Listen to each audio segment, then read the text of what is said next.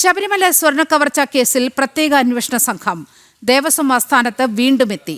Devaswom vigilance എസ്.പിയെ നേരിട്ട് കാണും. വിവരങ്ങളുമായി ശാലിനി ചേരുന്നുണ്ട്. ശാലിനി, ഇന്നലെ ദേവസ്വം ആസ്ഥാനത്തെത്തിയ എസ്.ഐ.ടി ടീം വിജിലൻസ് എസ്.പിയെ കാണുമെന്നായിരുന്നു വിവരങ്ങൾ ഉണ്ടായിരുന്നത്.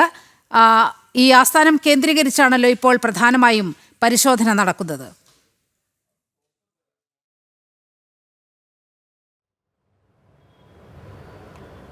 നീലിമ, അത് തന്നെയാണ്. തിരുവിതാംകൂർ ദേവസ്വം ബോർഡിന്റെ ആസ്ഥാനത്താണ് ഇപ്പോൾ വിജിലൻസ് എസ് പി അടക്കമുള്ളവരെ, ദേവസ്വം വിജിലൻസ് എസ് പി അടക്കമുള്ളവരെ കാണാനായി, അവരുമായി വിശദ വിവരങ്ങൾ ചോദിച്ചറിയാനായി ഇപ്പോൾ പ്രത്യേക അന്വേഷണ സംഘം എത്തിയിട്ടുള്ളത്.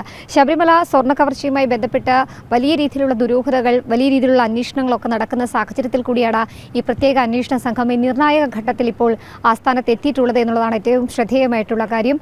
ഈ സംഘം ഇപ്പോൾ ദേവസ്വം ആസ്ഥാനത്ത് തുടരുകയാണ്. പ്രത്യേകമായിട്ടുള്ള ചില വിവരങ്ങൾ ഇവരിൽ നിന്ന് ചോദിച്ചറിയാൻ അടക്കമുള്ള കാര്യങ്ങൾക്കാണ് ഇപ്പോൾ ഈ പ്രത്യേക സംഘം ഇവിടെ എത്തിയിട്ടുള്ളത് എന്നുള്ളതാണ് നമ്മൾ മനസ്സിലാക്കുന്നത്. ഹൈക്കോടതി നിയോഗിച്ചിട്ടുള്ള നിരീക്ഷണത്തിലുള്ള പ്രത്യേക സംഘം, ആ സംഘമാണ് ഇപ്പോൾ ഈ ദേവസ്വം ആസ്ഥാനത്ത് എത്തിയിട്ടുള്ളത്. ദേവസ്വം വിജിലൻസ് കഴിഞ്ഞ ദിവസം ഇതുമായി ബന്ധപ്പെട്ട് തയ്യാറാക്കിയ ചില നിർണായക റിപ്പോർട്ടുകൾ കോടതിയിൽ നൽകിയിരുന്നു. കോടതിയിൽ നൽകിയ റിപ്പോർട്ടിന്റെ അടിസ്ഥാനത്തിൽ ഒപ്പം തന്നെ എന്തൊക്കെ വിശദാംശങ്ങൾ ഈ റിപ്പോർട്ടിന്റെ ഉള്ളടക്കത്തിലുണ്ട്, മറ്റ് വിവരങ്ങൾ എന്തൊക്കെ എന്നതടക്കമുള്ള കാര്യങ്ങൾ നേരിട്ട് എസ് പിയുമായി ചോദിച്ചറിയാനാണ് ഈ സംഘം ഇപ്പോൾ എത്തിയിട്ടുള്ളത് എന്നുള്ളതാണ് നമ്മൾ മനസ്സിലാക്കുകയും ചെയ്യുന്നത്. അതായത് ശബരിമലയിൽ സ്വർണ്ണക്കവർച്ച നടന്നിട്ടുണ്ട്. ആ സ്വർണ്ണക്കവർച്ചയിൽ ചില ആളുകളുടെ ഇടപെടൽ ഉണ്ടായിട്ടുണ്ട്. ഒപ്പം തന്നെ 2ലധികം ജീവനക്കാരെ ഇപ്പോൾ സസ്പെൻഡ് ചെയ്തിട്ടുള്ള നടപടിയിലേക്ക് കാര്യങ്ങൾ കടന്നൊരു സാഹചര്യമുണ്ട്. ഈ ഘട്ടത്തിൽ കൂടിയാണ് ദേവസ്വം വിജിലൻസിന്റെ എസ്.പിയെ നേരിട്ട് കാണാനായി പ്രത്യേക അന്വേഷണ സംഘം എത്തിയിട്ടുള്ളത് എന്നുള്ളതാണ് നമ്മൾ മനസ്സിലാക്കുകയും ചെയ്യുന്നത്. അതായത് ഏതൊക്കെ തരത്തിലുള്ള ക്രമക്കേടുകളാണ് വിജിലൻസ് എസ്.പി കണ്ടെത്തിയിട്ടുള്ളത്, ശബരിമലയിൽ എത്ര തവണ ഇത്തരത്തിലുള്ള